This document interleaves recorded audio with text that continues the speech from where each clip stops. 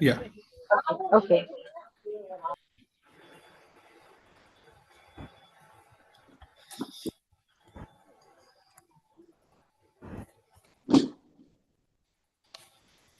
Okay.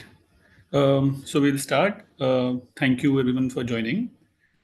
This webinar has been is co-hosted by Astha and Politics and Disability Forum.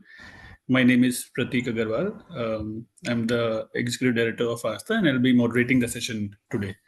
So I'll give the context for first 2 to 5 minutes, and then we'll get it going.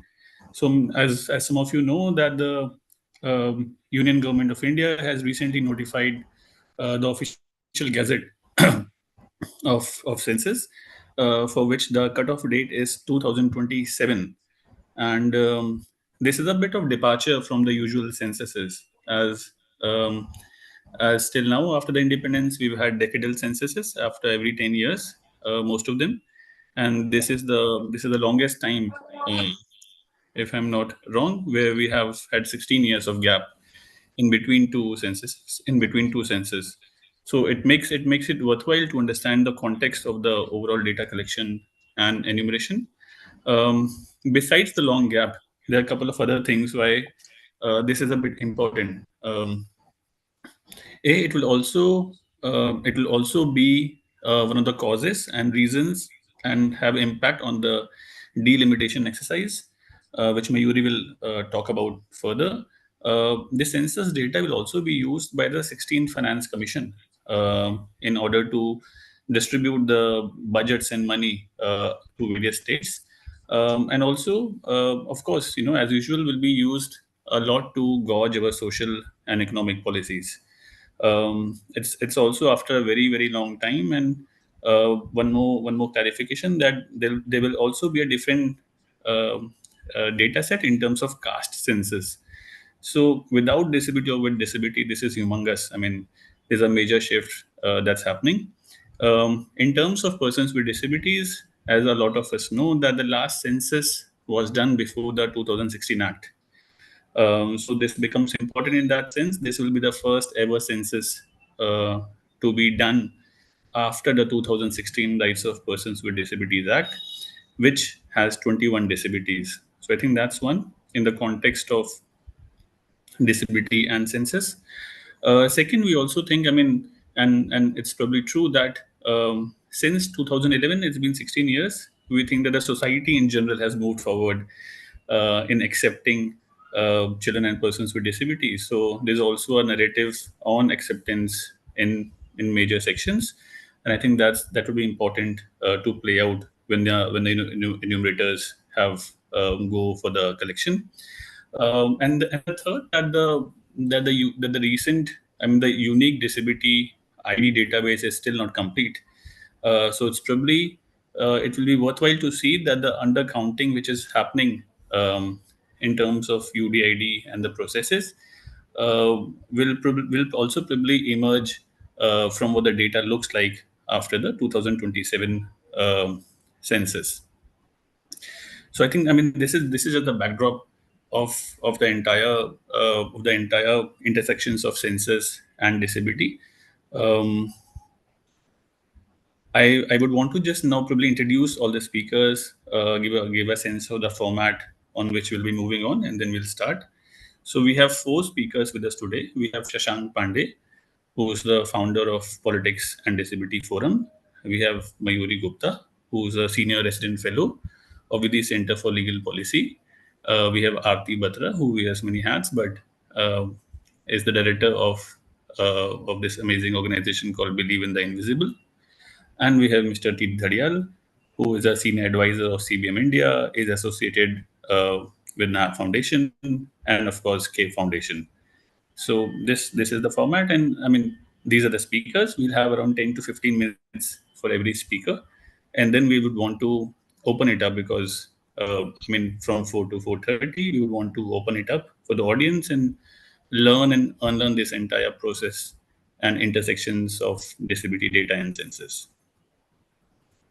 So we'll start. I would want to start with Dhadialji. Dhadialji, are you there?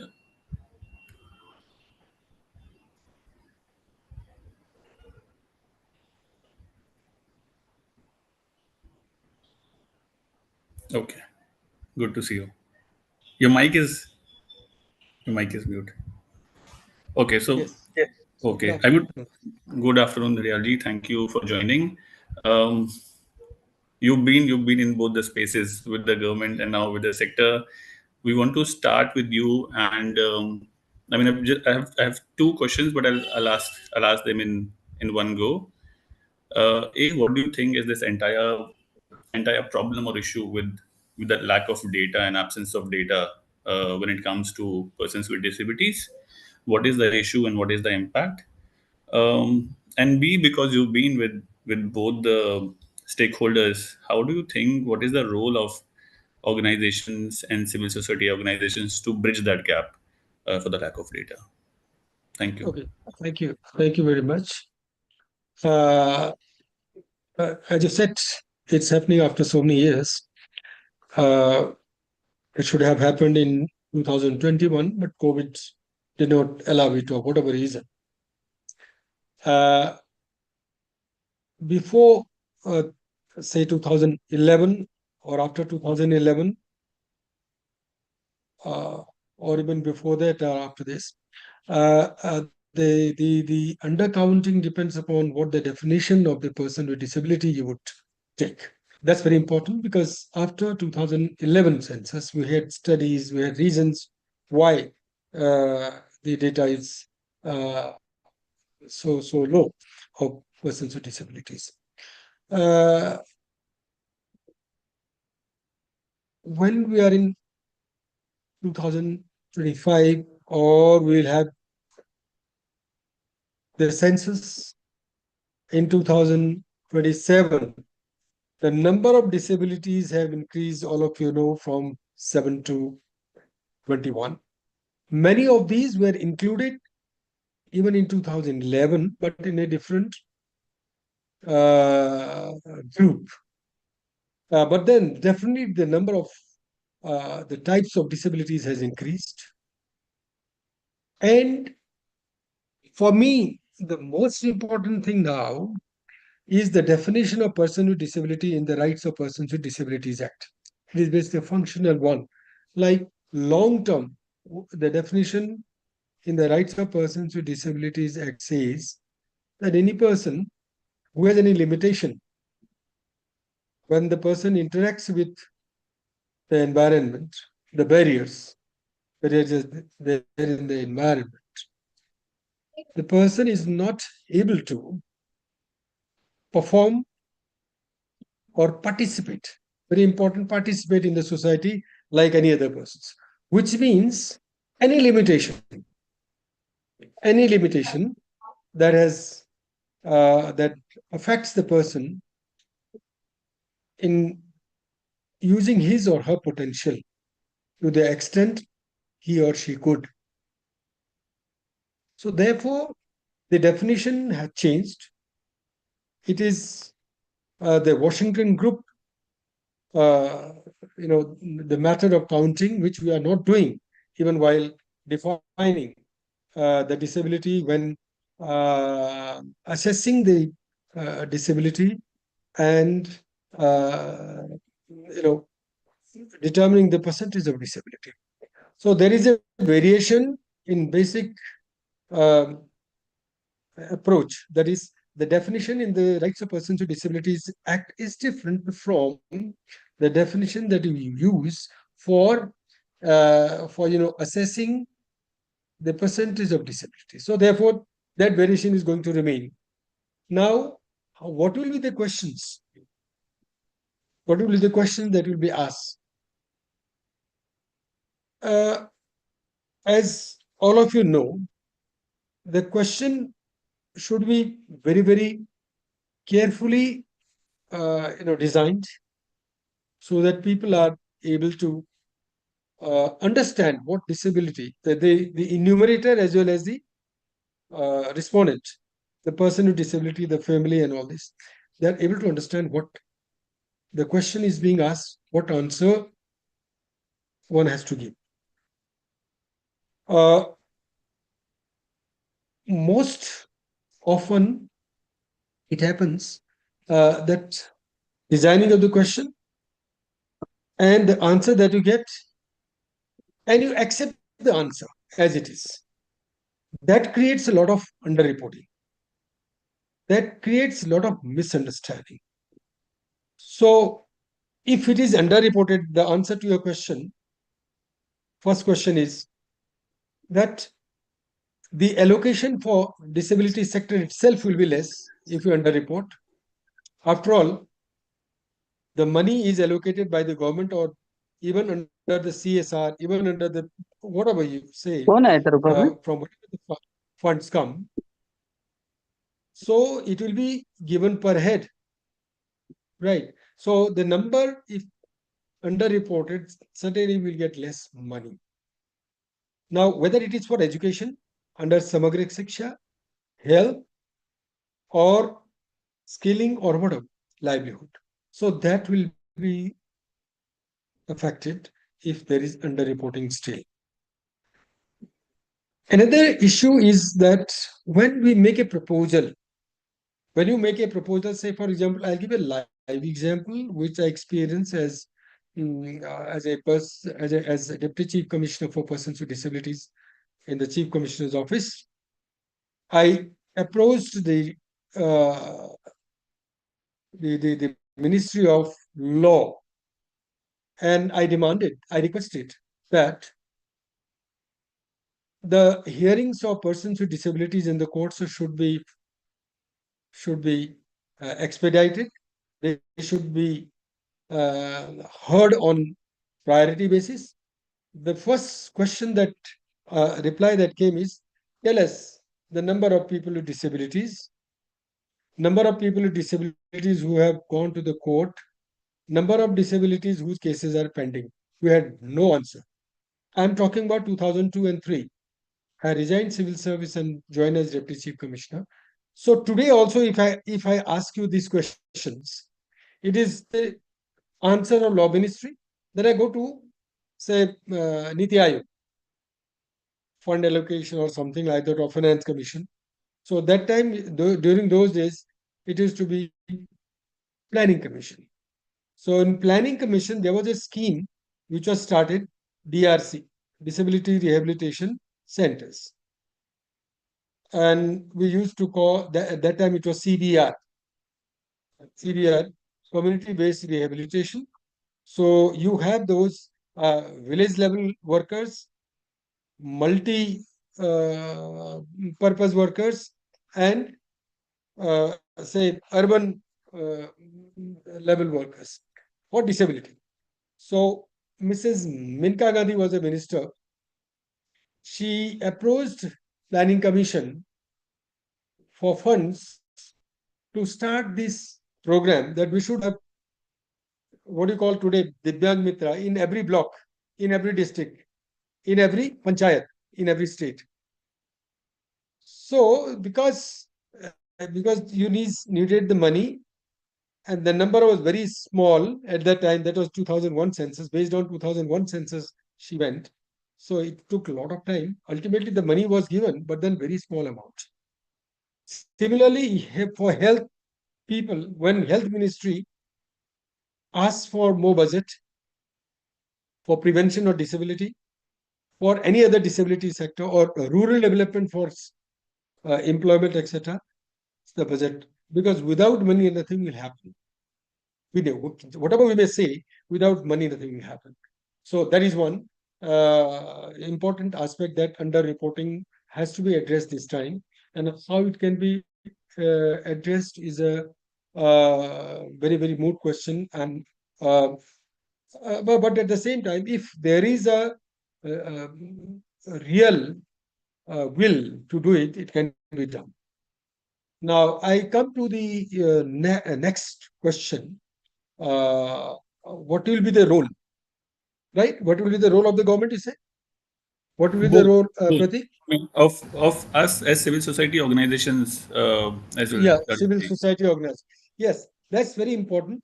I said, why the underreporting happens? Why so many people with disabilities were not included? One, they did not have, some people did not have disability. They had the fear of, no, I don't have disability, therefore nobody will accept it. Some enumerators may not have accepted it. then there was not enough proper training of the enumerators. The enumerator has to understand these 21 disabilities so that the proper counting happens of each disability. That training is not very easy. We are still in the process of training our doctors on how to assess each disability and assign percentages. I'm talking about the specialist of that material, say blood disorder. We are in the process of training those doctors still.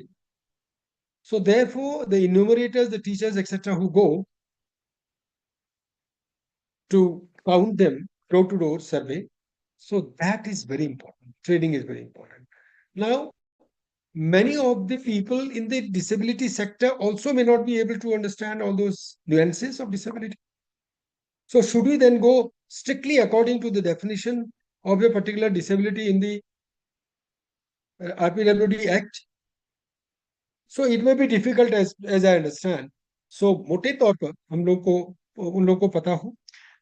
And second is the question design. I mean that we do not go into detail in this particular webinar. Its scope is limited. So those very tactfully questions should be decided, and to ensure that people are able to get us. When I get a clue from a person with disability as an enumerator, I should be able to further probe in a manner that the real thing comes out. And I count, I fill the form should be. I believe many people may be believing that this time it is self-reporting. It will be online. It will be online. You will have mobile app, you will have internet, you will say, okay, I have so and so disabilities, this. Those who have the disability certificate, UDID card, they have no problem. They will not have problem because it is written there. They will say, I'm so and so, this disability. But the people who do not have disability certificate, there are, I think, large number of people who do not have. So for them, it may be difficult. So therefore, we have to involve the disability sector, and within the disability sector, who have this kind of disability. Sorry, who have a better understanding of these disabilities. And very important, most important is the people with disabilities themselves should be included. Okay, I don't decide about everything about people. Of course, it is inclusive. All of us will join together, people with or without disability. We'll have to, you know, do that, and we'll have to advocate. The civil society will have to advocate for proper training. We'll have to advocate for complete inclusion. Means the people who are persons with disabilities, at times we'll end up having people with 3, 4, 1, 2 disabilities or their representatives. So we should have all 21 disabilities represented there, and those who have good understanding. If you do not have understanding, then again we'll underreport. And as far as the government's role is concerned, I would definitely want government to listen to what we are saying, or not I, but the people who are persons with disabilities, people who have already seen the 2, 3 censuses and experience. That experience of persons with disabilities is the key, is very important, most important. And the parents and siblings, families, they are important. They need to be involved. Thanks, Dayalji. Shashank, Dayalji was, because we were discussing what kind of questions are there and how do we design it. I think you do have an idea of what exactly the questions are there. 3 questions. Would you want to speak for a couple of minutes before I go to Mayuri?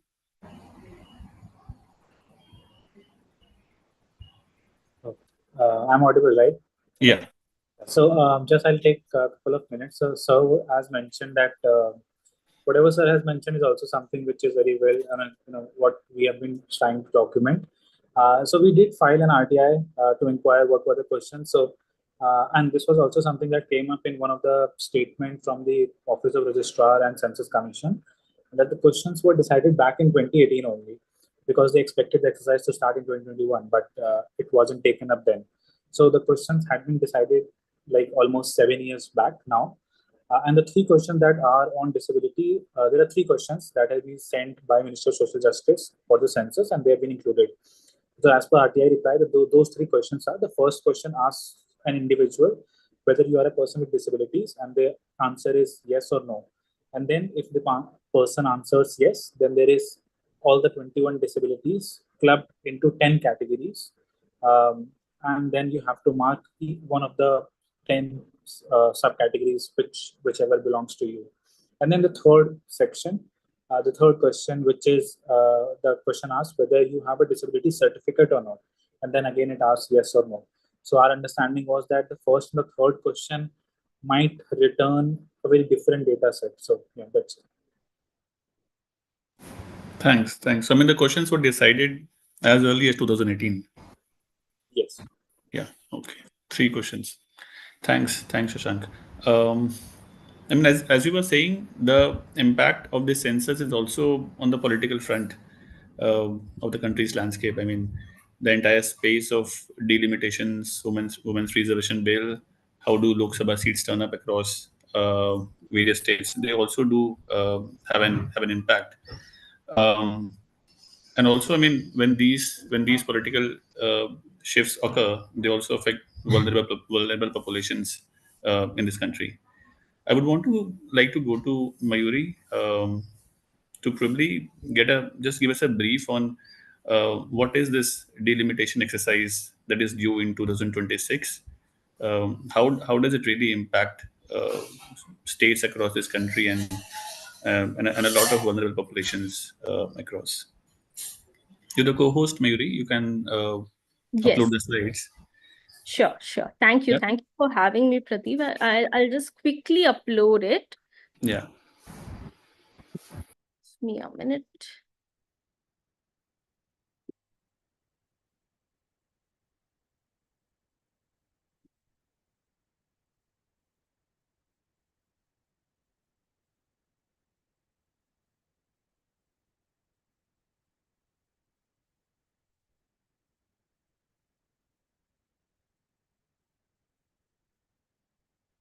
Is this visible? Now, yes. If you just do it slideshow.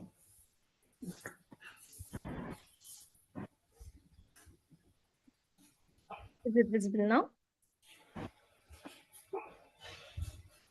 It is. It's still not on slideshow, I think, but visible otherwise. It's still not on slideshow. Okay.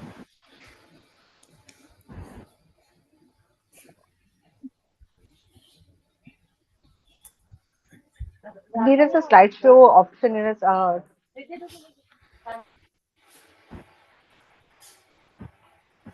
right top corner. If you can see, right top corner.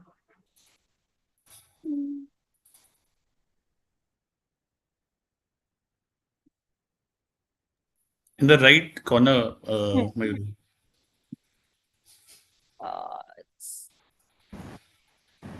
I'm not able to handle this at my end. If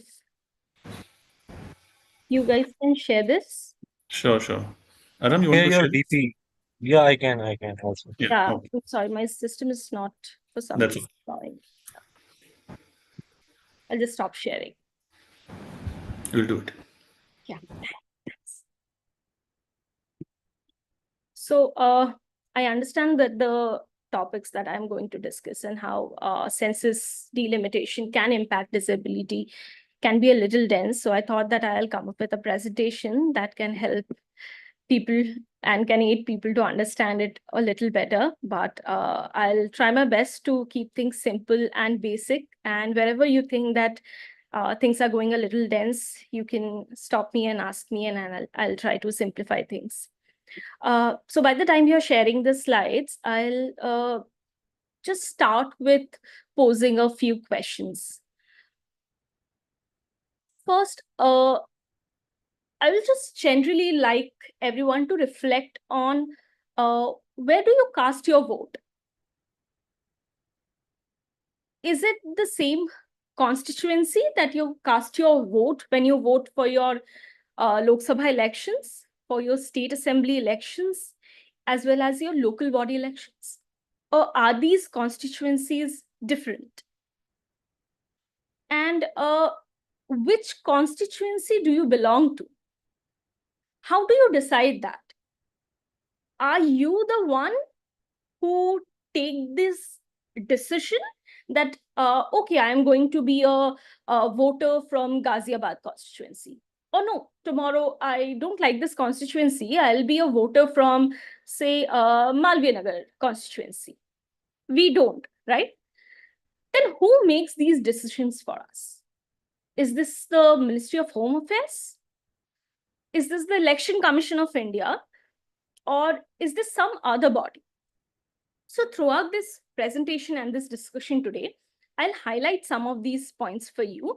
And I hope by the end of this, you will be able to understand how this happens. Can we go to the next slide, please? Yeah. So before I go into other discussions, let us take a look on what is delimitation of electoral constituencies. You must have heard about delimitation so much in news channels and have read about it in newspaper, but let me take you to the basics of it.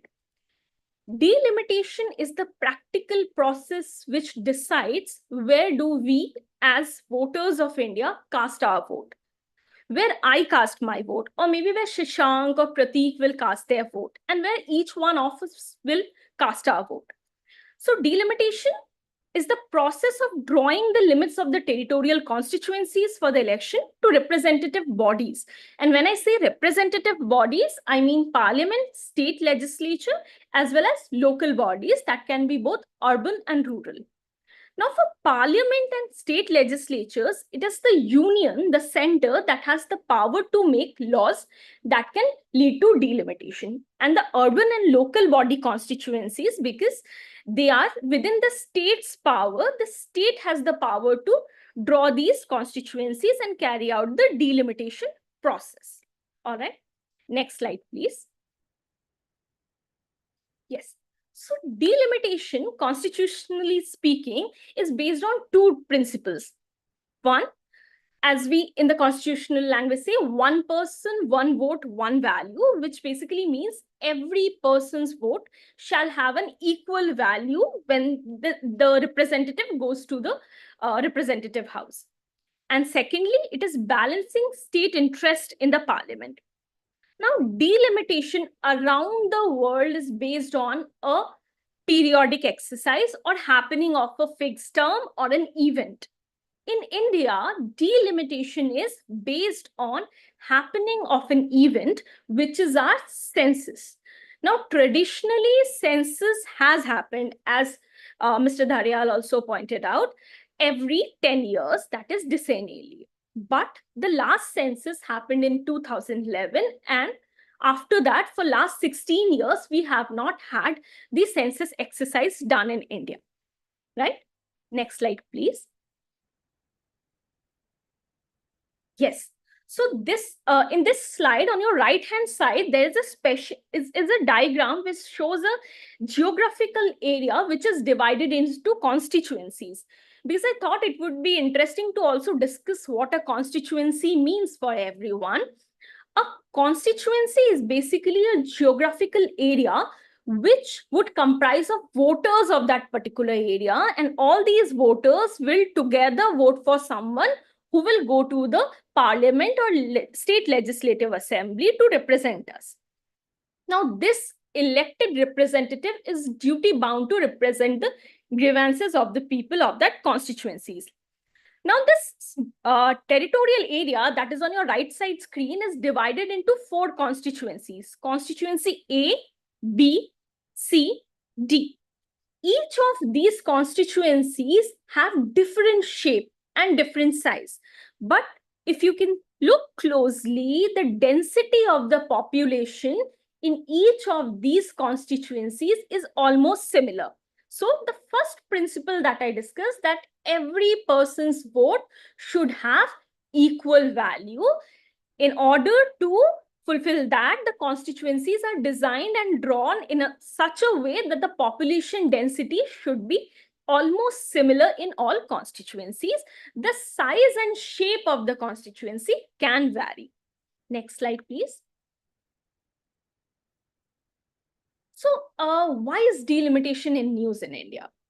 Before we understand that, let's take a look at how delimitation is actually carried out in India. So in around the world, delimitation is carried out either by the election commission of that country or by the delimitation commission that is appointed, an independent body for that purpose, or maybe by the state legislature or the parliament. In India, the delimitation exercise is carried out by an independent body which is constituted under the Delimitation Act. Now, delimitation in India results in two different things. One is apportionment of seats in the parliament and state legislature. That means how many representatives will go to the parliament to represent a particular state, or how many people will go to the legislative assembly from a particular state. And secondly is the practical drawing of boundaries, which means how will the boundary shape will look. So these two things are taken care in the delimitation. Now, delimitation is based on the population data, as I already told, is based on the population data that will be sourced from your population census. Now, the next population census that is going to happen in 2027 might be used for your next delimitation. Why I say so? Let's take a look. Let's go to the next slide. Yes. So delimitation has already been carried out in India 4 times. The first one was carried out in 1952 based on the 1951 census data. Then in 1962 based on the 1961 census data.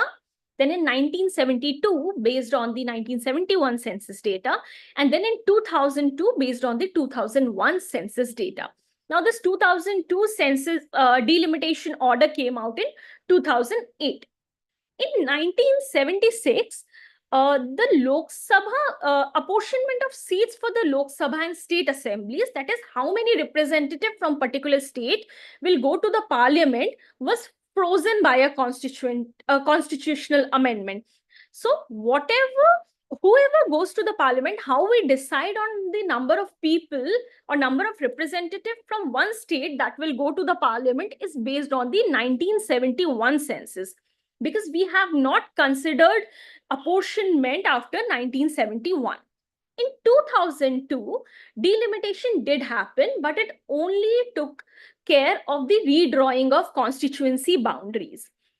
In 2001, the 84th Constitutional Amendment pushed the freeze to delimitation to 2026, which means now the next delimitation, which will also apportion the seat to the parliament and state assembly, will happen only after the first census that happens after 2026. Since 2026 is really close and we are also going to do a census in 2027, it is presumed that this data will be used, the census data will be used for the next delimitation. That is why it becomes very important for us to consider how the next census will be taken. Next slide, please.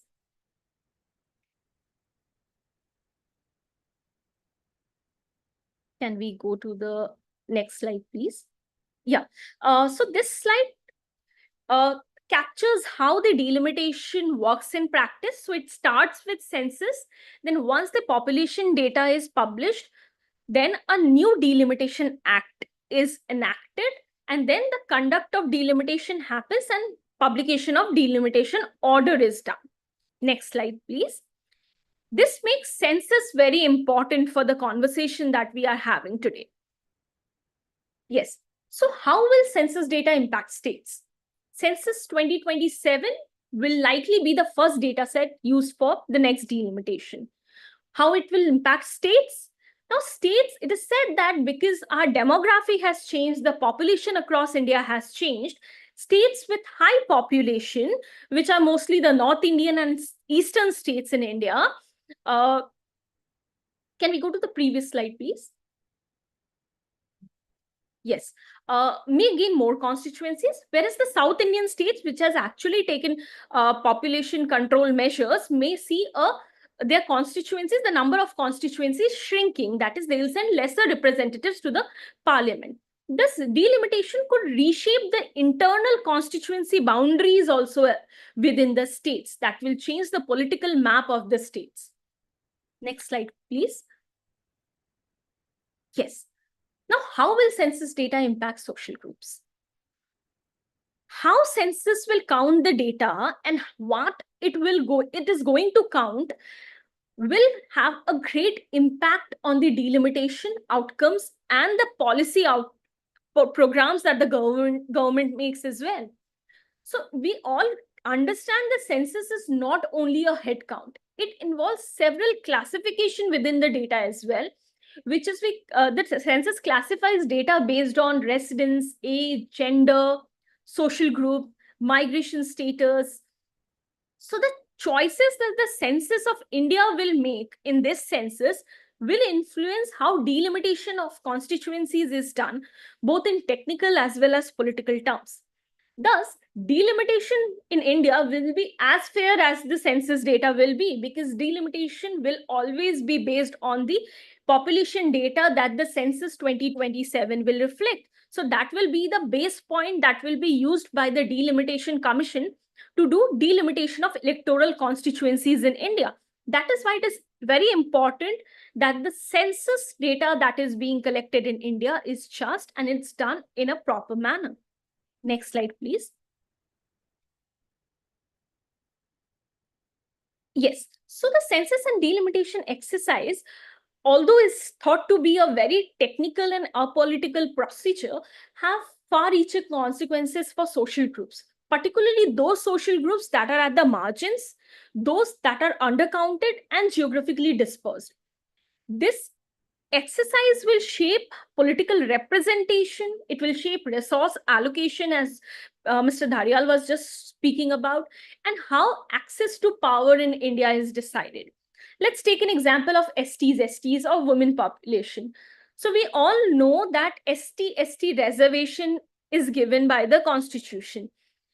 The data that Delimitation Commission will use for deciding on the reservation of seats for STs will come from the census. If census undercounts the ST population, this will lead to fewer reserved seats for constituencies. Now, I understand this is a weird example that can come your way, but imagine that this census does not count gender data. Now, how do you decide how many seats should be reserved for women and which constituencies should be reserved for women when you reserve seats in parliament and state assemblies based on the Women Reservation Act that the parliament has already passed? So until and unless we have the current figures from the census 2027, we cannot implement the Women Reservation Bill as well. This is how the census is important for social groups. Next slide. Now let's take a look how census data will impact PWDs. We all understand that PWDs have been invisible and an unrepresented minority in India. They are especially vulnerable due to the systematic exclusion that they have faced, because the data that has been captured over the years does not calculate or does not capture the accurate data, and it also does not reflect on their problems. So PWDs have been historically been undercounted in India due to several factors, which can be a narrow definition under the Act, which has been there previously, and the social stigma that has been around disability in India generally. So, and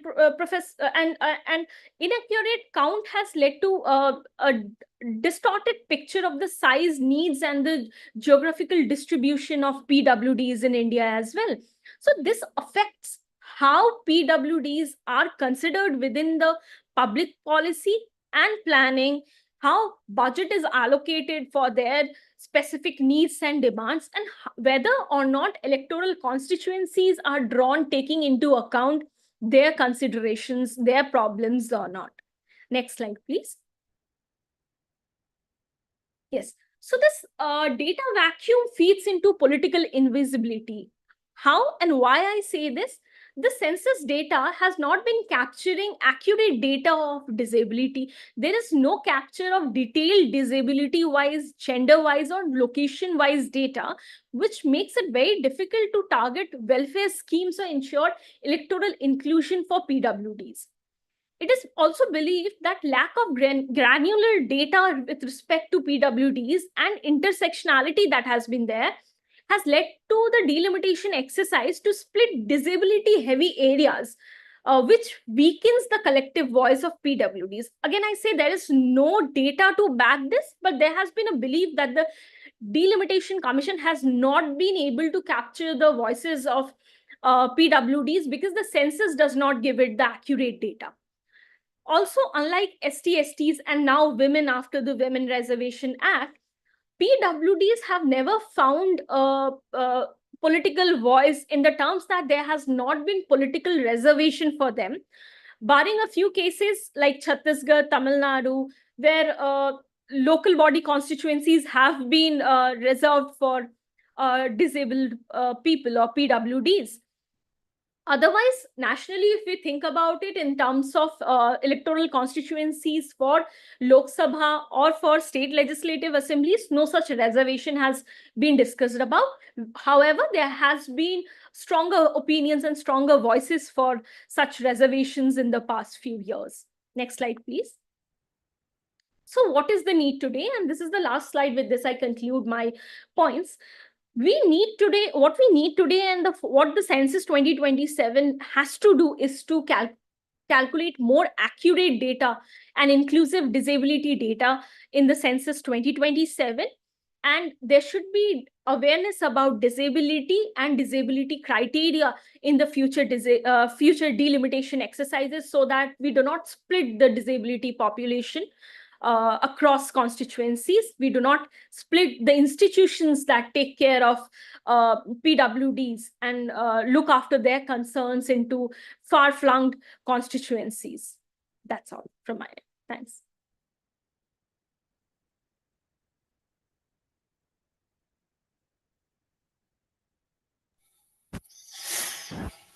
Thanks. Thanks, Mayuri.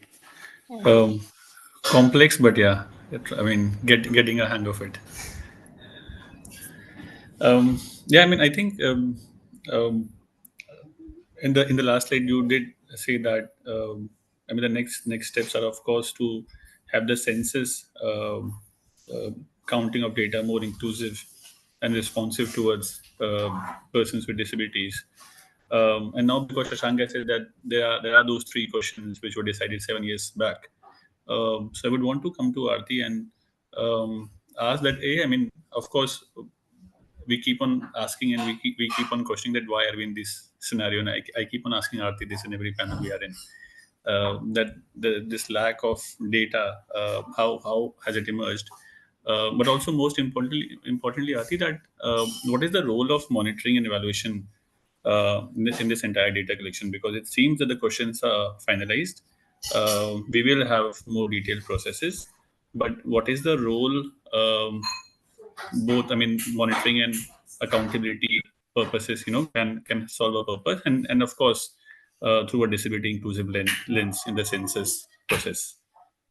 Uh, Hi, Pratik. Hello, everyone. It's a hugely loaded question that why we don't have data, why there is lack of data, why we're not able to capture data accurately. And I think, again, the answer is equally loaded, but it starts as we as a nation, we as a state do not are not able to define disability in a standardized format. So for when we talk about RPWD Act, our definition talks about functional limitations, impairments, uh, your interaction with the barrier, and then we come up with a schedule of 21 disabilities, which is again in contradiction to what the definition says.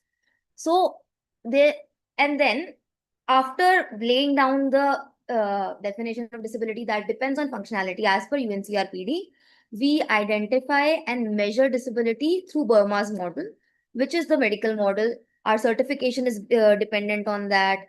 So our understanding of disability in hospitals, our access to social protection of schemes.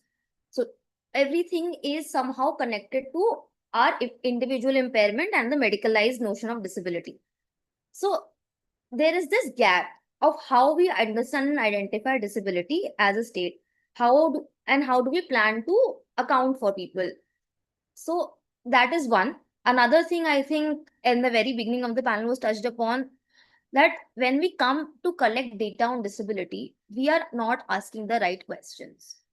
We are asking binary questions, that is, are you a person with disability? But you live in a state that has varied cultural connotations of disability. The word disability, Viklangta, Divyang, again, numerous loaded words, are not very, people are not very comfortable with them, and with very comfortable to associate themselves with them. And then the question becomes, if they identify as people with disabilities, the question is, we get a lot of discrimination if we identify as a person with disability. But what does this identification give to us? What is the incentive to that? As a person with blood disorder, if I identify as a person with disability, it's not like I'm getting any access to a social protection scheme. I'm just getting an access. I'm just opening myself to a vulnerable spot in employment, in relationships, in education, in various sectors. So that underreporting also comes with that fear and stigma that I have a lot more to lose than to gain. And then it becomes this vicious cycle, because we can't provide social protection without getting the numbers, and they just can't be vulnerable without getting an assurance, okay, you will get something out of it. So that this is a huge gap that we have to cater to. Thirdly, when we see disability in a binary, and when we rely on self-reporting, then we will always be prone to lesser numbers, because disability is something that you need to account for, that it's not only a condition. How is it, how are you interacting with the environment? How is it impacting? That's why there is a lot of tools that talk about the functionality aspect of it. They talk about uh, how it affects your interaction. So all these things need to be accounted for. And I understand that when we talk about RPWD Act, we can only cater to 21 disabilities. But we will never be able to even capture the 21 disabilities adequately if we just ask you. Because language is a barrier, communication is a barrier. We don't have accessible survey design. We don't have enumerators trained to navigate those communication barriers. So those underreportings will always be there. Now, when we talk about monitoring, evaluation, developing inclusive designing, inclusive programming, then it again becomes the question of how you measure disability, what indicators are you using? And then I feel like, as much as we rely on the census, we need to bring out alternative data sets to challenge it. There needs to be, we need to have surveys that indicate Washington groups, surveys that indicate model disability questionnaire. There's a pilot done in Bhopal by Site Savers, and they use a Washington group of questionnaires on 16,000 patients. And the results were quite startling, because if you ask the people, are you disabled? Only 0.7% reported disability. But if you use the functional model, that is the Washington group, the number was 15%. So we are amounting that huge a data gap. And and if you include the sight disability, because that is something that is being questioned a lot in Washington group, because there are assistive technology, even I have sight limitations, most people have. So even if you exclude that, then also the number is 7%, which again is a huge gap. So now the question is, how do you make Washington group align to our PWD Act, align to our country's constitution, align to how we measure disability? Then my response to it would be, rather than asking binaries, rather than asking, are you a disabled person, which please mark your disability in 10 categories, you need to assess the disability. You need to assess those 21 disabilities, and there are viable models that do that as well. And I can continue, but if you have any follow-up questions, I would like to stop. No, I mean, because you were saying that there are those viable models, I would also want to ask that are there also any, I mean, any suggestive data enumerator tools which the Yes. Census Commission registrars can use? I mean, in terms of these viable models that you're saying. Yes. Okay. So I would just I would like to give talk about a bit how do we do inclusive inclusive data collection? How do we design surveys inclusively? And the first answer is we need to include people with disabilities in the process. That is has been said again and again, again and again. But also not in a way only in co-creating the survey. We need to develop each and every survey, every exercise that will lead to data collection in an accessible format, in an inclusive format. There's this concept that we talk about in monitoring and evaluation. It's called designing for the extremes. If you are catering for the most vulnerable population, rest of them are already covered. If you are making your data collection process accessible, if you are using sign language interpretation, if you are using accessible venues, if you are using multi-language, multilingual tools, then it won't harm anybody.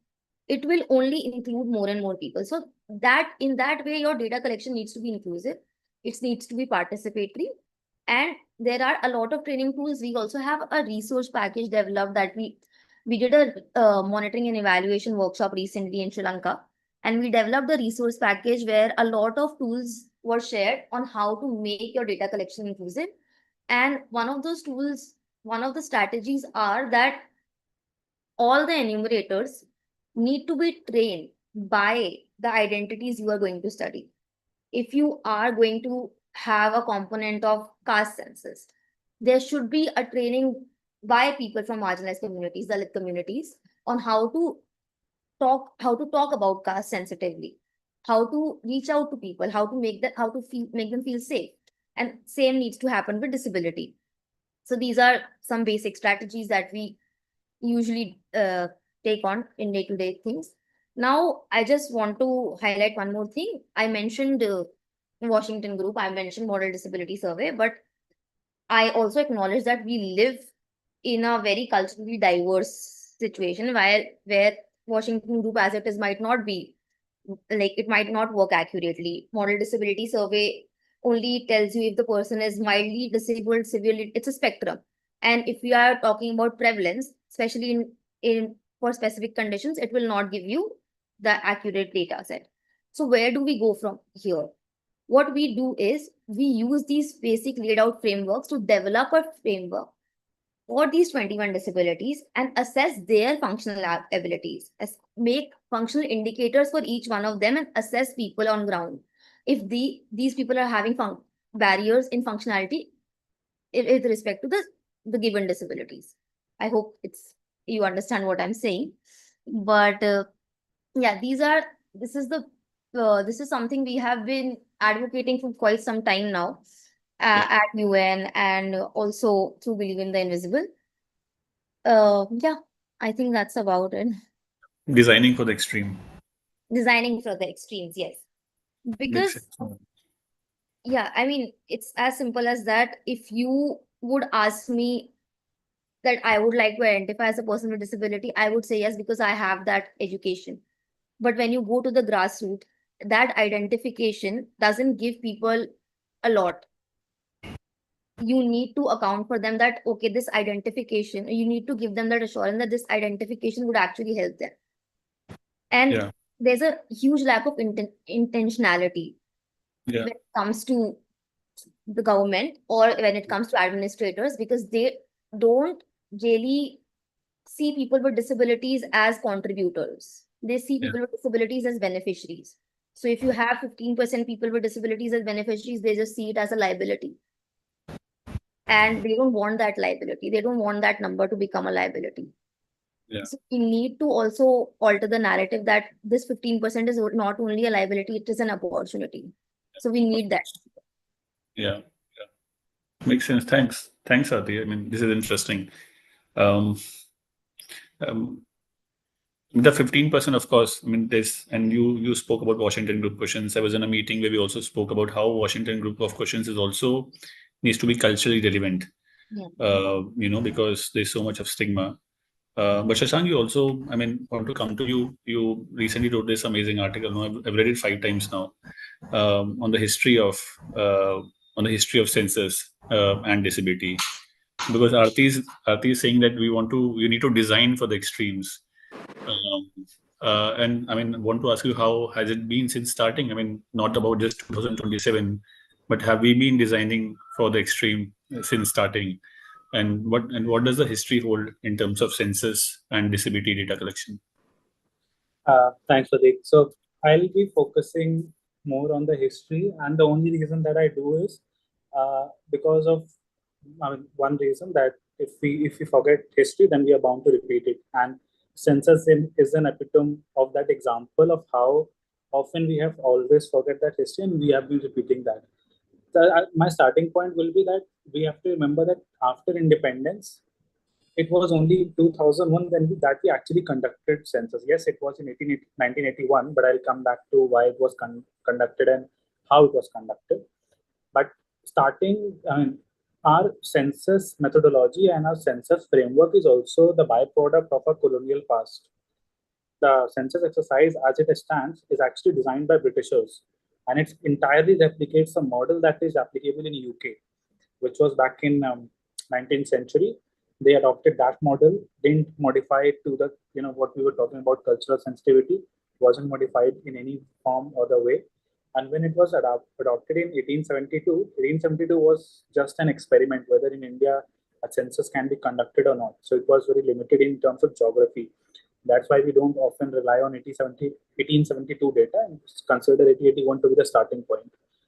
So if we take 1881 to 1931, so that's almost, 1881, 1991, 1901, 1911, 1921, 1931. So that's 6 census.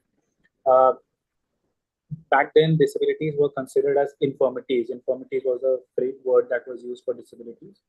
And so there was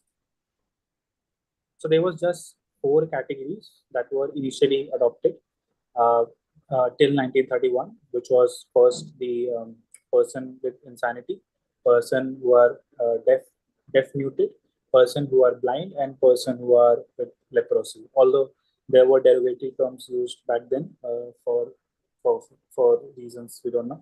So those were the 4 categories that were calculated. And from 1881, when the first census was conducted, when its report came out, and if you go through the report, when I was going through the report, the first thing that they observed was, yes, that we have collected this data, but this data is highly unreliable for the reasons that a lot of these enumerators are village level people who don't understand what the disability is, and we can't trust them, right? The same was also again reiterated in 1891. 1901 was something different because the reason was not just the unreliability of data, but also the data of increase of person with disability. So 1901 is a very good example, and same as 1921. The reason being that before 1901, in 1896 and 1897, India was struck with famine. And similarly, in 1918 and 1970, India was struck with famine. So logically, the Indian population should have decreased because there was, unfortunate death of people in masses. Incidentally, in both 1901 and 1921, number of persons with disabilities increased. The logic that the report cites is that maybe persons with disabilities are not that affected by these famines, which the other able-bodied people are, because they're already struggling with so much that their body adapts to these phenomena. So it was till 1931, it was that you get data and then you make a rationale out of it, whatever be the reason. And then it was discontinued after 1931. And it was not sudden decision because in 1931, the census exercise as it is done before 1950 was something very similar across the world. And in 1831 only, US, New Zealand, Australia, and UK had decided that they will stop disability collection in their census. And hence, that was also implemented in India. So that was nothing out of blue. It was something which was being done globally. And then we come after independence, the first census that we do have disability was 1981. And the only reason that we have is that 1981 was also the year of International Year for Persons with Disabilities as declared by United Nations. So Indian government didn't want to be in that bad image or wanted to do a bit of international diplomacy. And they collected data on even lesser disabilities that the Britishers did. They collected on three parameters. First, uh, unable to see, unable to speak, unable to move, and unable to speak. So that was the only three categories that they collected. And again, the Indian government also came up with the same rationale that the disability data that census has collected is highly unreliable. We can't trust it for multiple reasons. I'll come back to the reasons when I mention them because they have been uniform across the census. 1991 it was again dropped. 2001 is again Mr. Dharial mentioned was one of the first census that we did. And actually, for all practical purpose in the disability sector, we should look at 2001 as a starting point and nothing before that. And 2001 was also a struggle because the expert committee, which is constituted, the technical committee is constituted under the Office of Registrar before the census. And that committee actually suggested that disability data shouldn't be taken into consideration in the next 2001 census. But it was the lobbying by the civil societies, etc., which forced the government to, or the Office of Registrar, to include those questions, the 5 questions on disability based on 1995 Act. So that was the entire movement was of civil societies that the disability data was included 2001 and then to 2011 as we have spoken multiple times. Now in all the exercise, three factors stand common. First thing, that you haven't trained your enumerators well enough because you don't have a framework on how to train them because they have been collecting data not just on disability but on multiple factors. How do you include disability as a particular sensitive subject? Because the acceptance from the and this is something which is reflected from the reports, it's not something that I am making up. The acceptance is by the government machinery that PWDs is very low population, so we don't have to focus too much on the training of enumerators on that aspect because anyways that data is very few. Why do you want to resource? And this is an understanding which is often cited in the reports that has been there historically. The second thing is, which other speakers also spoke of, how do you define disabilities? This is something which is very, very common in India because of different languages, different phraseologies, because what we have in RPWD is not the phraseology which is used in common parlance. Uh, Something in UP is different from what is in Tamil Nadu, in their common language, in their local area. And RPWD, the categorization of RPWD doesn't fit into any of those. So, for instance, in before 1950, there is one example that when they were collecting data on leprosy, there were a lot of conditions which were local to India, which were skin conditions, and often they were presumed to be leprosy, and because there was no other option. That is also fear that is going to maybe culminate in this census because it's a declaration and there is a so much diversity of understanding of disability in local languages and dialects that often the categorization of 21 won't suffice when a person explains because often the person is not going to tell you what the disability is. The person is going to define you their condition, and then you as a numerator would have to mark any of the one key which of the suits the best description. So that's one thing. And the third thing obviously has been that the the training module doesn't have a disability. 20, I went to 2011 training module and it does have a certain parameters on the sensitivity of it. As in it tells enumerators how you should deal with person with disability or with deals with household and individuals on question related to disability. But it doesn't tell you how to define those. It just tells you the sensitivity that maybe they might not be willing to declare it. You just ask if you have been to a doctor. There are certain different, but it's a very abstract. Even if you go to the module, it's very abstract. There is no sort of uniformity.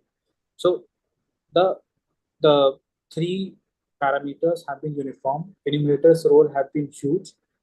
The civil societies, which played a prominent role in 2001, why the disability question was actually included at the 2001, will also have to play a part in this census, not because of the inclusion of the question, which is already there, but the understanding of disability. So there's a new generation of movement which has to be done by civil societies so that data is included properly.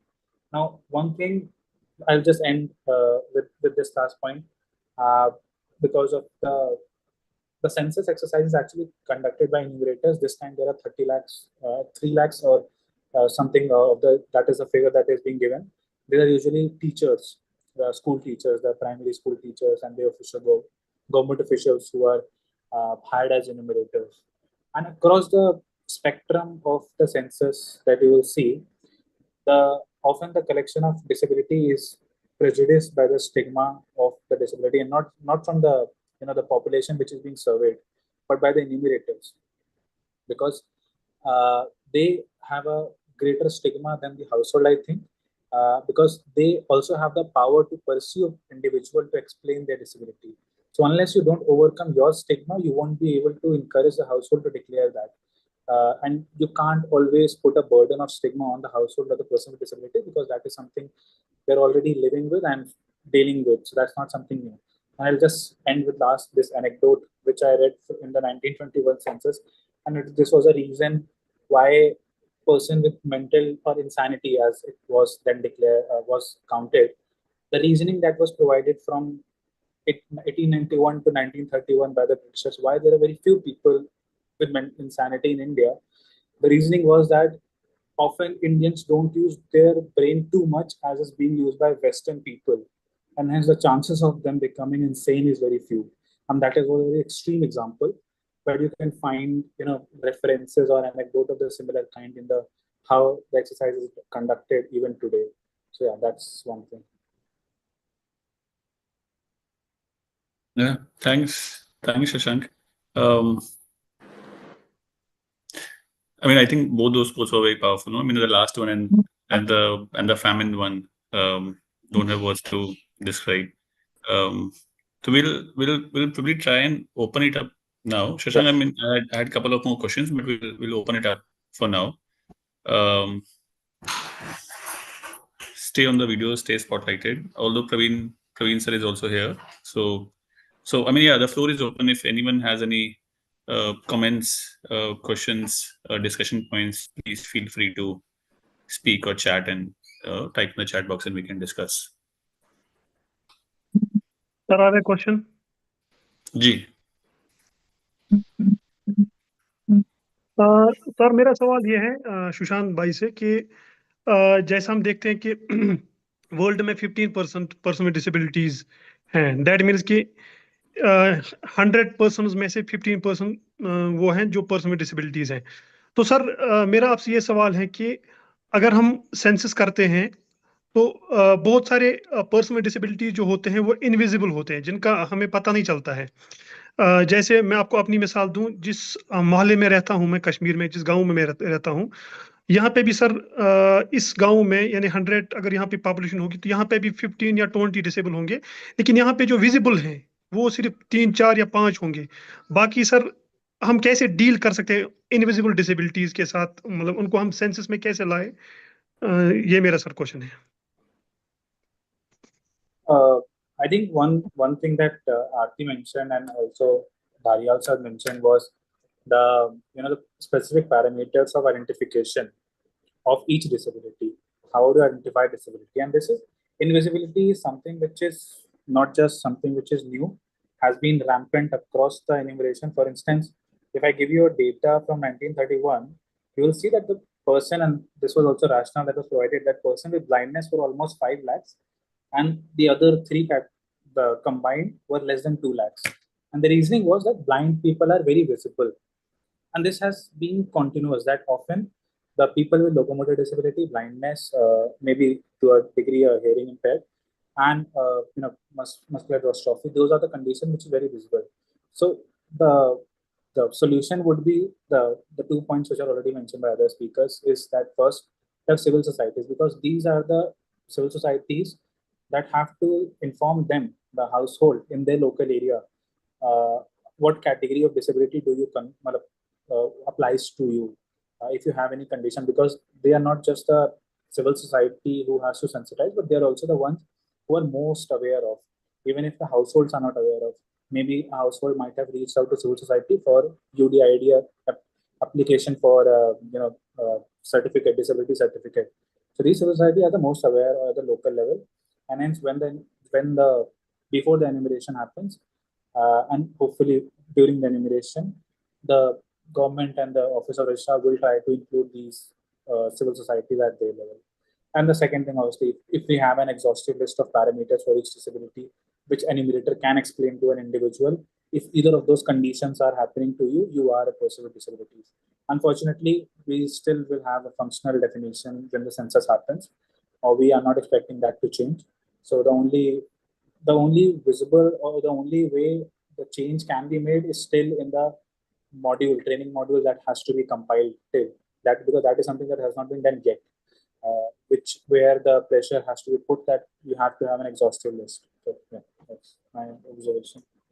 To add to that, जो बहुत practical चीज का right now we can do is whoever आपकी area में whatever civil societies OPDs that are functioning, they mostly have organizations जो psychosocial disability पे काम कर रहे हैं, थैलेसीमिया, सिकल सेल, हीमोफीलिया पे काम कर रही हैं, उनके पास सबसे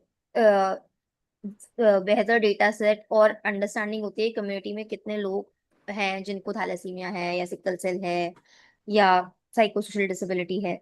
So if these people are involved in the process and if enumerators are able to interact with OPDs before going to the ground, I think that could also be helpful. Thanks, Sir, can I add one more thing if you permit me, sir? जी मीर जी बताइए quickly. Thank you, sir. Sir, as Tom Shakespeare has rightly said that disability जो है ये तब disability बनती है जब ये society के साथ interact करती है.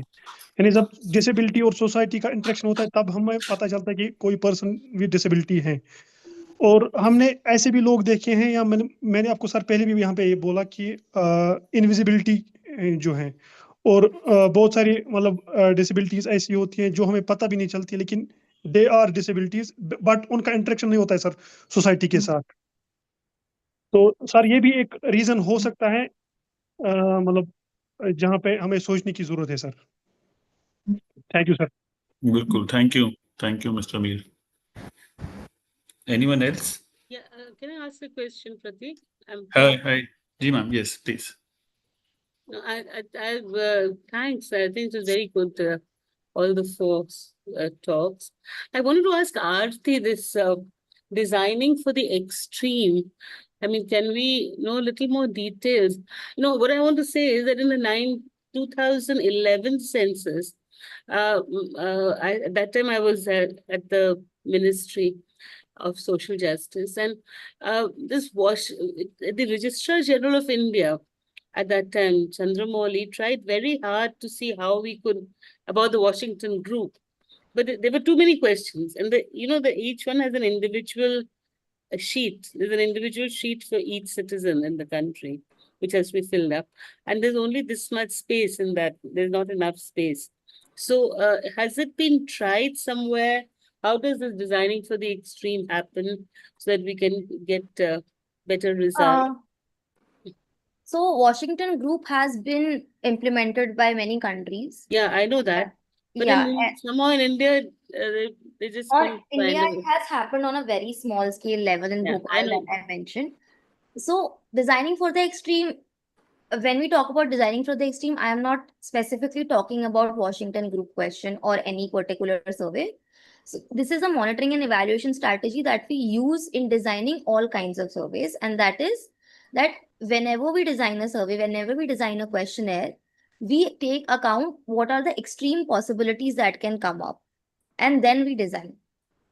So if we talk about census, when we are talking about dealing with individuals with disabilities, when we go to the ground, what are the extreme challenges you can have, you account for that.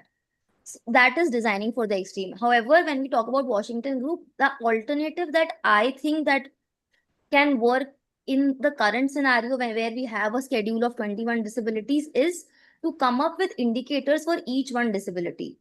What are the 5 defining indicators to identify people with thalassemia or people with sickle cell?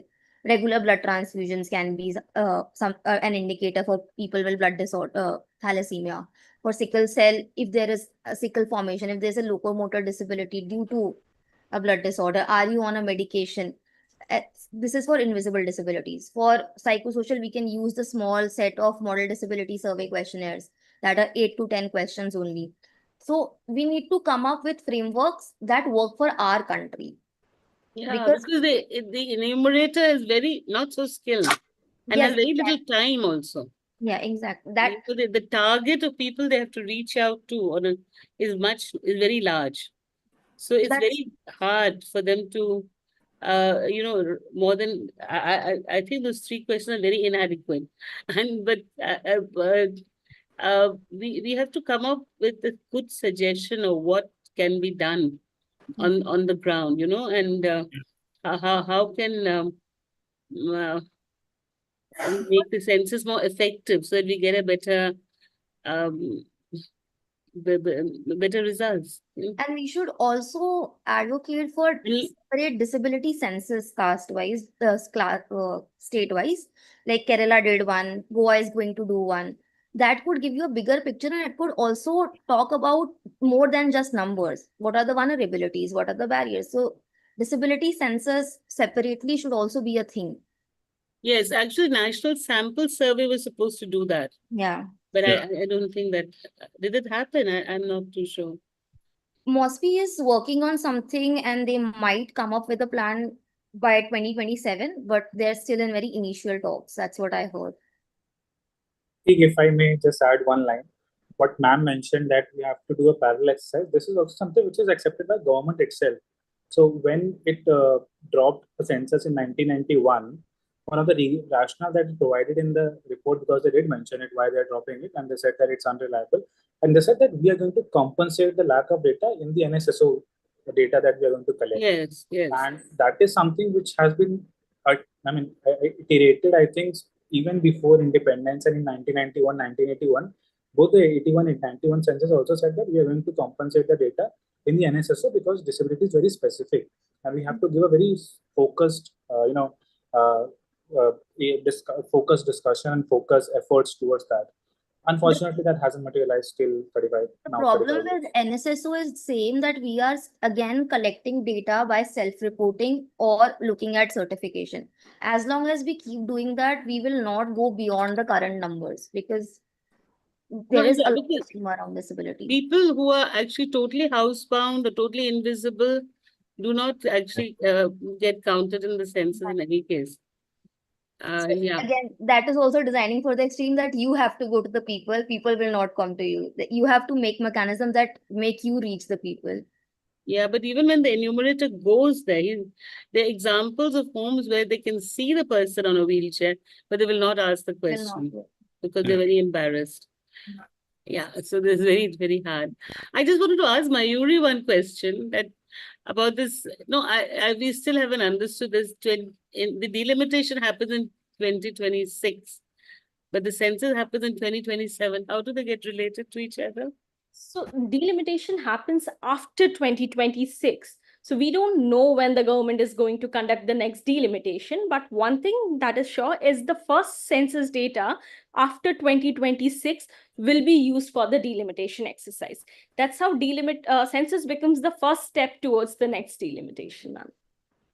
Are you sure? Because everybody says delimitation is in 2026. Delimitation happens after 2026 once we have the first census data after 2026. That's what the Constitution says. When is the census going to happen exactly? So they're going to start it in 2027. It will take minimum 2 years to complete the data collection and enumeration data. Then we get the data that the Delimitation Commission will use that will be sorted and sent out to the Delimitation Commission. And then it takes them around 2 to 3 years to conduct the delimitation.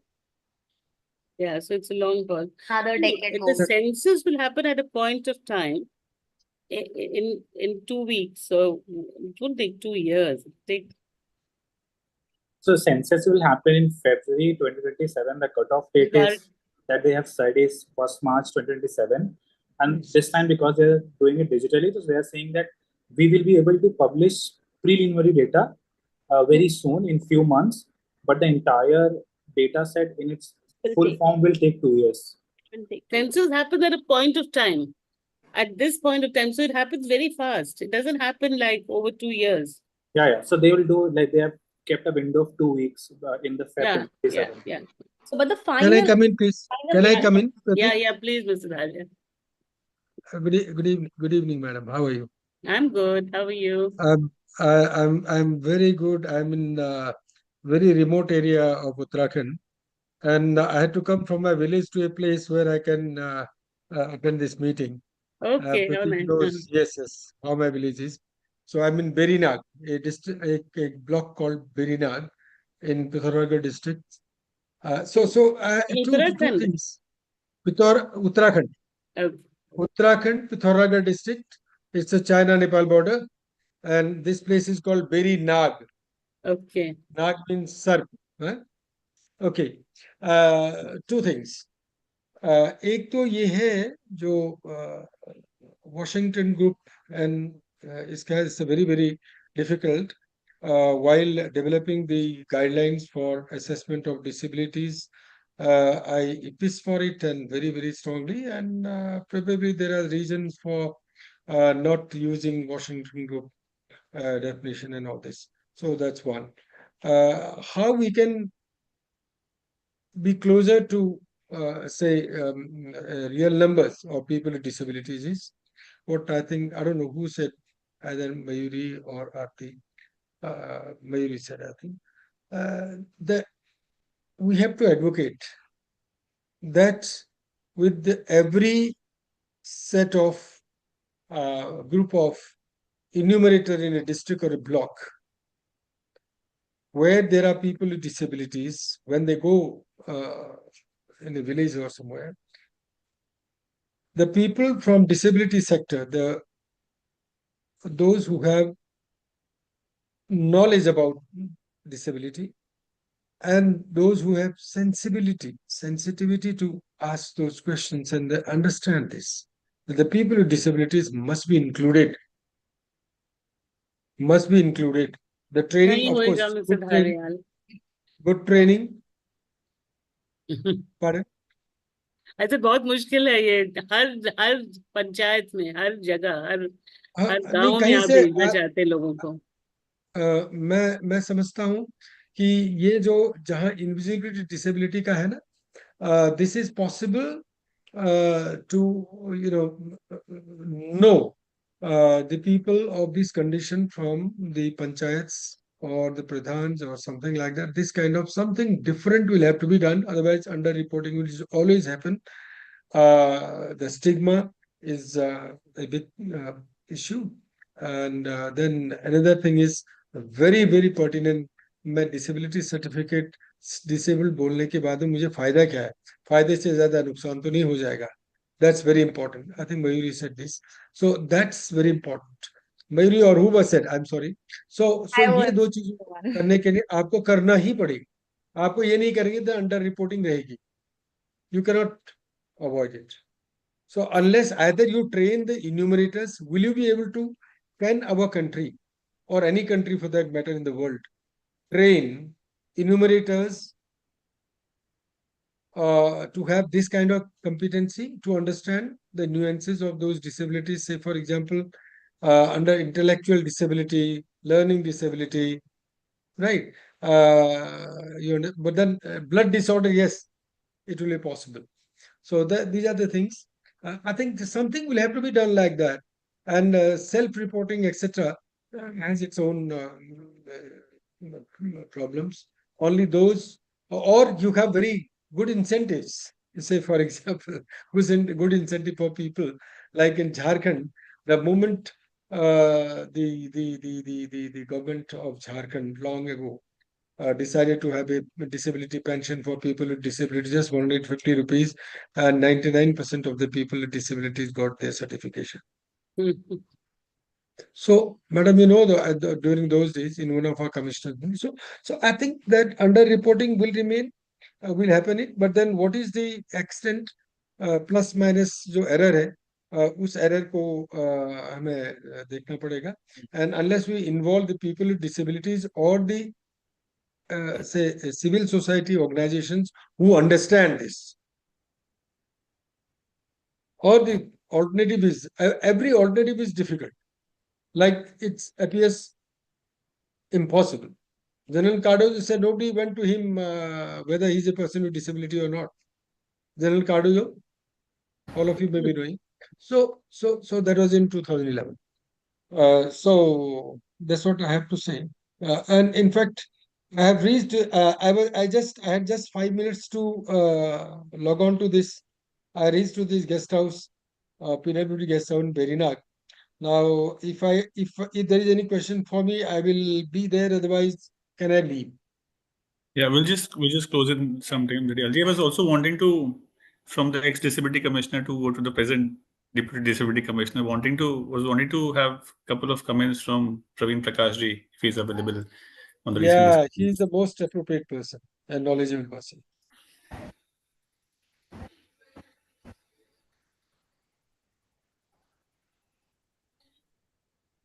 I'm sorry, I was trying to switch on my camera. Thank you, Pratik ji, and respected Dharyal sir, Poonam ma'am, Aarti, Shashank. Thank you, everybody. It was a very, I mean, kind of eye-opener things, lots of things to learn and pick up and try and do my own research to understand the subject properly. My take on this is slightly different. Most of the time we have spoken about the census and data collection. If the today's theme, if it allows, then I would like to speak about the representation of persons with disabilities in the Lok Sabha, which is very, very important. Uh, um, most of us know that the Lok Sabha has a total strength of 552 MPs. 7 seats have never been utilized. So 545 has been the total number. 2 seats were utilized from the first Lok Sabha till 2020, 25th January. And 104th Amendment Act ensured that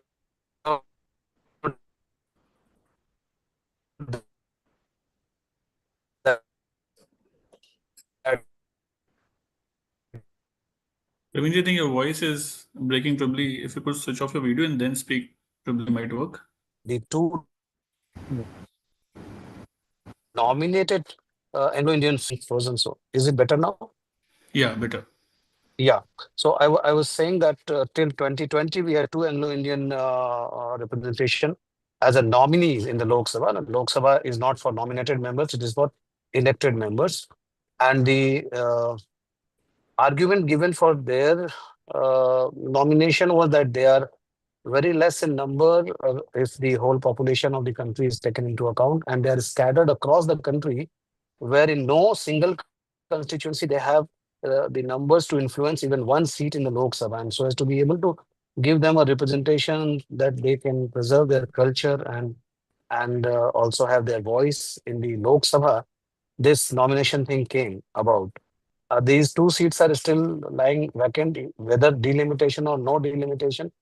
I think this what collectively we should try and aim, that PWD community being, the same justification can be offered for persons with disabilities as well. They are scattered all across the country. And we have had, although in the pre-independence era, we had separate electorate. If nomination is not good, we can have separate electorate for PWD, and based on the population, some seats can be reserved, and this can be done. So I have been thinking about this. I've been discussing this. I think with Shashank and Aarti, I have discussed this in past also, and Pratik ji and Arman.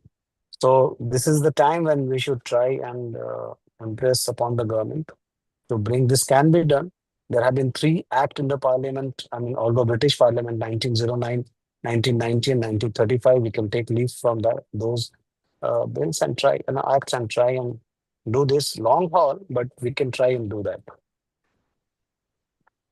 Great Thank you. idea. I think it's a Thank very you. nice, good idea. Yeah, Thank yeah, you. yeah. Thank you. Exciting idea. You should Pratik push it sir, forward. Pratik sir. Vishwas, yes, please go ahead. Yeah. Actually, I have a question from both our panelists, Aarti ma'am and Shashank sir. If you may permit, I'll try to Yes, keep it please. keep it short. Yes, please. It might diverge from the what we are might a little bit divergent from what we are discussing, but I think it's relevant. So let's say, being a person with disabilities myself, I am also a patient of cerebral palsy, which is a locomotor disability.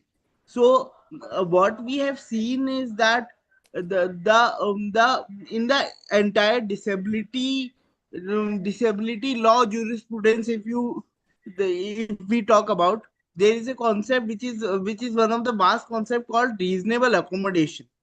So do you think, like, is make what according to you, both of you, could be termed as reasonable? Because let's say someone who is in the wheelchair, the the ramp system won't be feasible for them as someone who is walking with a stick. So, what do you think can be construed as reasonable?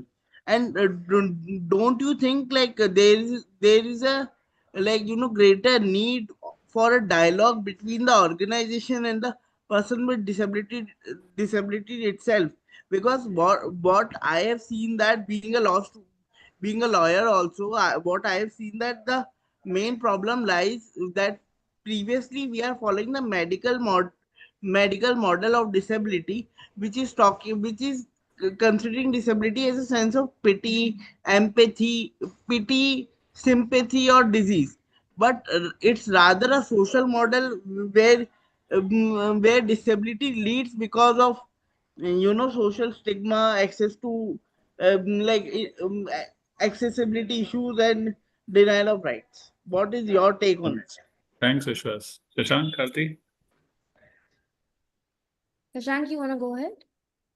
Um, I'll keep it short because what reasonable accommodation is actually answered by Supreme Court multiple times, but very recently in the Rajiv Rathore judgment. Apart from many things that it said, the one thing that actually stood out for me, that it actually laid down a very clearly the distinction between accessibility and reasonable accommodation.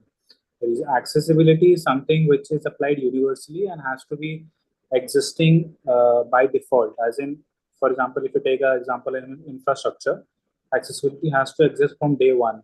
Reasonable accommodation is something which is very individual, and has to be catered to the needs of a person. So reasonable accommodation works on a very narrower basis and is actually rather understood as an individual or a smaller group of individuals. So the needs that these people are or this individual has to perform the task or to perform certain duties or anything to be at par with person with non-disabilities will constitute as reasonable accommodation, which by virtue is itself a right. Accessibility was declared a fundamental right, but reasonable accommodation is also part of fundamental right. So that's a distinction that the Supreme Court itself has drawn. Unfortunately, what we have in practical terms is that also in RPWD, accessibility and reasonable accommodation is conditioned on the economic capacity of the state. Now, when you incorporate the economic capacity of the state, it's a very blanket argument to take for anything not to do. So that's the barrier that we also have that aspect. But definition is the what is understood as reasonable accommodation is fairly now well defined by the courts and by the government, not government but the courts mostly. Yeah, I think Shashank mostly answered it, but the term reasonable accommodation, the word reasonable also becomes problematic for me. But because when we say reasonable for whom? That is the question that arrives a lot of times. And as he said, that there's always a caveat that when we talk about reasonable accommodation, it is only seen in the purview of, okay, if we can, yeah, if we have the availability to provide it, if we have the ability to provide it. If not, then you are on your own. So that becomes an issue. But yes, reasonable accommodation is more tailored to an individual. So it's more A lot of times it's not about ramps, it's not about wheelchair, it's about, as a person with blood disorder, what are my requirements? As a person with cerebral palsy, what are your requirements? Like, it should be individualistic ideally, and it should be catering to what you need. So yeah, I think what you Thanks. asked mostly. Just a Thanks, follow, sir. just a small follow, another question. Yeah. Let's say, like in today, what we are seeing today is most of the governmental organization or even universities, apart from the disability certificate that has been given by a registered medical practitioners, in order to avail the facility of a scribe, they are also asked, apart from the disability certificate, they are also asking the separate certificate which says that you have this disability and this disability affects your, like limitation or limitation to right, which was not the case previously. So what is your take on it? Is it a good step, or like, what, how do you consider it as a, like, is it a Even barrier or? See, thanks, Sushant. my take is simply that it's a administrative mechanism which is devised by different states. I mean, I know there are exams in different states that do ask and don't provide scribe facility to everyone, but you have to furnish a certified medical document to prove that you do need a scribe. So, for instance, in UP, in a lot of exams, a person with low vision are not allowed scribe because they are not presumed to require it. On a prima facie level, I mean, what we have the jurisprudence available now in last 2 and 3 years from the courts that simply qualifies as a discriminatory practice, which is also being challenged. One of the case being the Uttarakhand Judicial Services notification, which is challenged on one of the very grounds. But these are procedural barriers which are implemented by the state machinery to check the misuse. That's one of the logical argument that they take, to check the misuse, that people are not misusing the facilities which are actually meant for person with genuine disabilities. Unfortunately, they are more barrier to person with genuine disability than non-disability, because the loopholes are misused anyway. So yeah, that's, in my opinion, that's procedural discrimination which can be challenged. Can I suggest something, Praveen, Pratik, Ma'am, ji. Shashank? Yeah. It's high time. I think the disability sector should demand for a task force to review the disability certificates. Yeah. And we shouldn't so heavily depend on the Ministry of Health for them. And what was at the new law committee, we had suggested that you have a socio-medical scale for the disability certificate. But it was just taken away and nobody ever remembers it. But the most biggest problem is the disability certificate and the doctors having to tell you, give that. So unless you ask for a task force which reviews it totally, we'll always be, dependent on the Ministry of Health Yeah. certificate. And Yeah. it's time we do something about that. Yeah. I know there are questions on UReady, but it's a different 3-day webinar and consultation only on, I mean, Hello, sir. so many difficulties on UReady. We'll take the last question and then I'll ask Hello, Shashank. sir. Yes, please go Hello, ahead. sir. So, Shashank. mine is not a question perfectly. I just have a thought to share. I think that's okay. If Yes, can I Shashank, go please. ahead? Yeah. So, basically, like I think last month I was reading a Hindu article which says that an IIT Allahabad first year student who was deaf committed suicide by jumping from the balcony of the hostel.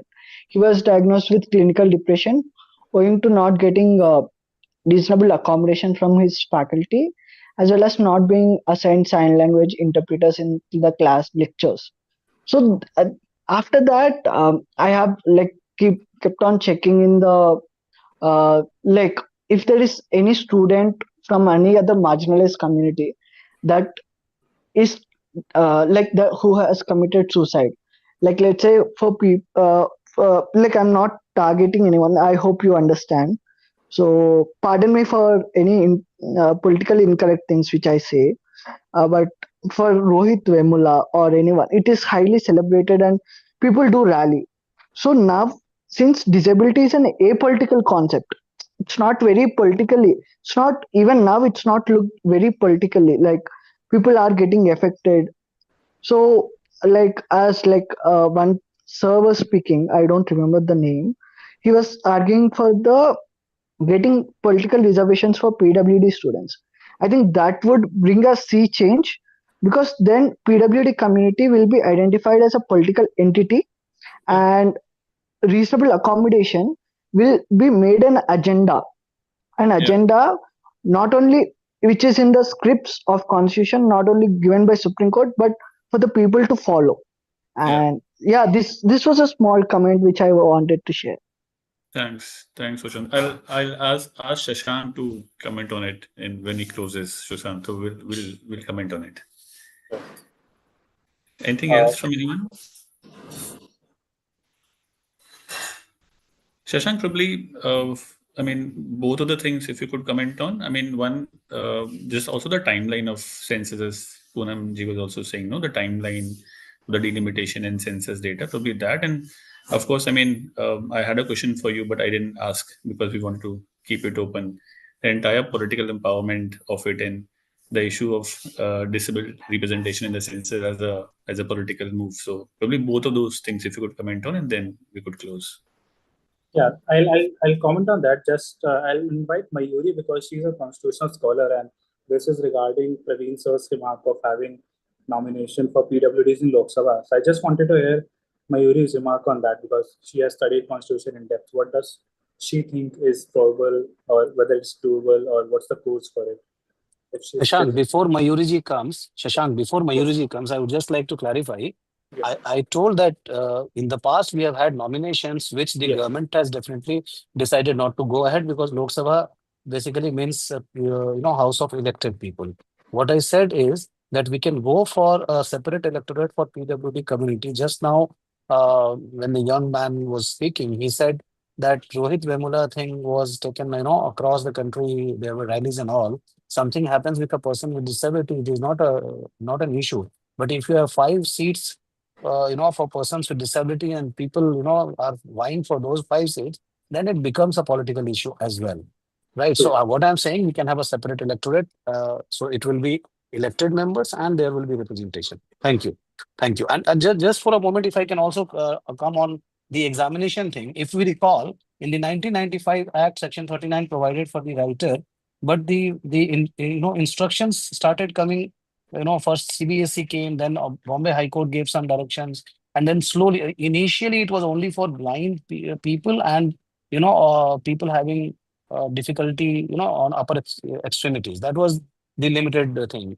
After Vikas Kumar judgment, when it was given to other categories, then this caveat came that those only having difficulty in writing, and therefore the separate medical document was required. Whether you have so for blind and persons having difficulty in upper extremity, no extra certificate is required.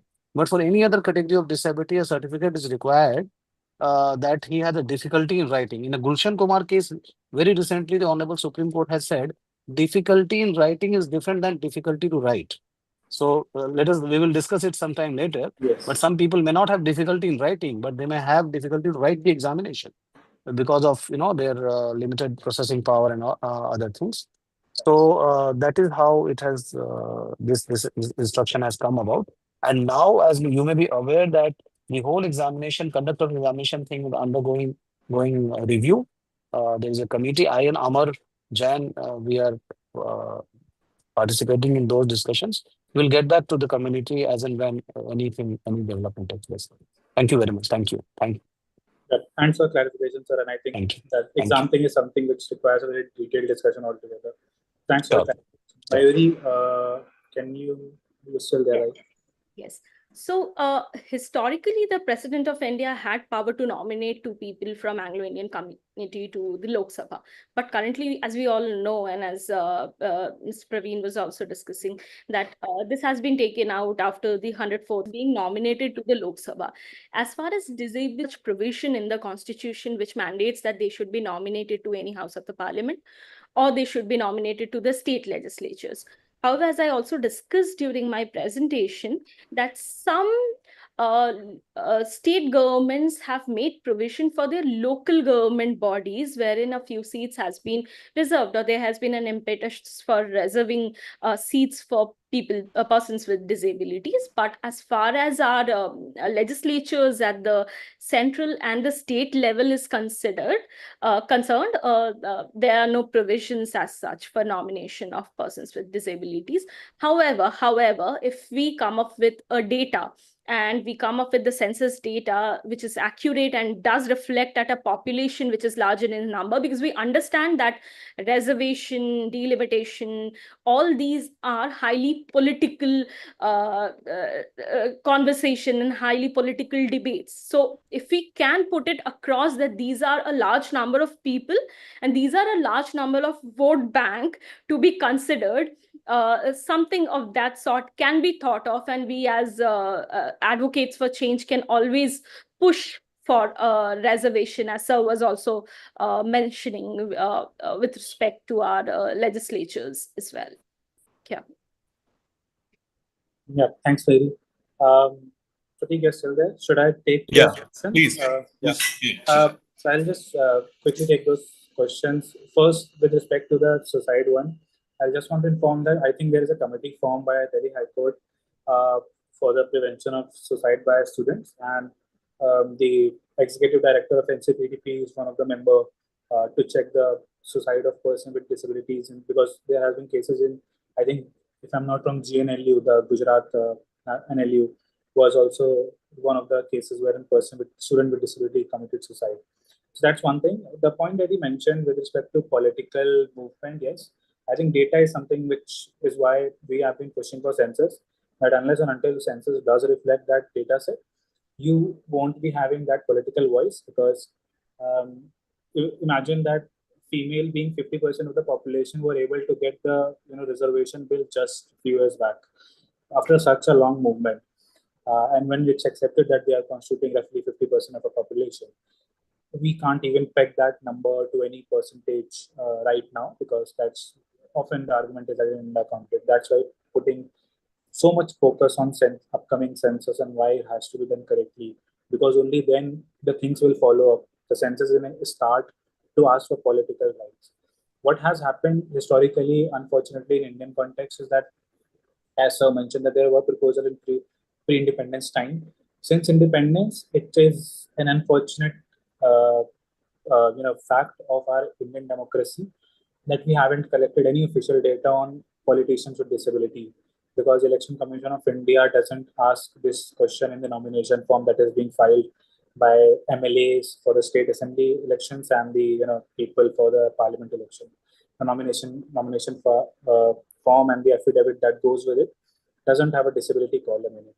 So even though we know that people with disabilities have been elected, but what is the official figure is something we don't know. And if you don't know who are the person with disability at the highest level in the lawmaking bodies, that's obviously percolates down to invisibilization, and then you don't know whom to approach. So that's one thing that's strongly relates to data. The second thing, which is something which is on a practical point of view, is that you have to make it a point, because data is, yes, a very fundamental barrier that existing, but we have to move beyond that unless or until it's sorted it out. So what you do moving forward is that, which is something that we did at Forum, was that we analyzed last few elections and we took the seats which were the most tightly fought or were won by a slightest of margin, and then we mapped the margin against the PWD population in that particular constituency, and you will see that in 90% or 85 to 90% of the constituency, the margin was far less than what was the PWD population. And the argument we tried to make that if those, the people who were standing from those constituencies attempted to channel in or try to, address the PWD section of that population, maybe you through your, political party staff could have promoted the vote from home facility or could have made that facility accessible for persons with disabilities. The entire system or the entire the the person who emerged victorious would have changed, and in a couple of states, the entire government would have changed. Actually, the margin was so thin in terms of total seats. So that's how you could point sort of prove your worth. If there is no data, reflective data, or reliable data that government can, then you pick these data sets that already exist and are reliable, and then you make a point that see if had you addressed this percentage of population in those constituencies, the government, the party which actually won would have been very different.